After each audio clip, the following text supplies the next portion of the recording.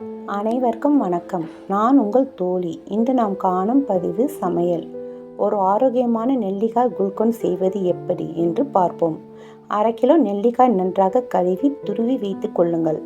ஒரு அடிகனமான கடாயில் 1/2 டம்ளர் தண்ணீர் விட்டு இந்த நெல்லிக்காய் துருவலை சேர்த்து கிளறுங்கள். ஸ்டவ்வை ஸ்லோ ஃப்ளேமில் வைத்து விடுங்கள். 5 நிமிடம் பிறகு நாட்டு சர்க்கரை அல்லது வெல்லம் 1/4 கிலோ சேர்த்து நன்றாக கிளறுங்கள். நன்றாக இறுகிய பதம் வந்த பிறகு இறக்கி ஆற விடுங்கள். ஆறிய பிறகு 100 கிராம் தேன் விட்டு நன்றாக கிளறி விடுங்கள். நமக்கு விருப்பப்பட்ட சீட்ஸ், வெள்ளரி விதை, பூசணிக்காய் விதை சேர்த்து கொள்ளுங்கள். பிறகு ஈரம் இல்லாத ஒரு கண்ணாடி பாட்டிலில் போட்டு வைத்து விடுங்கள்.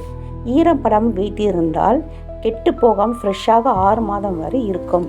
நெல்லிக்காய் வேண்டாம் என்ற விருப்பவர்கள் கூட இந்த ஆரோக்கியமான நெல்லிக்காய் குல்கண்டை விரும்பி சாப்பிடுவார்கள்.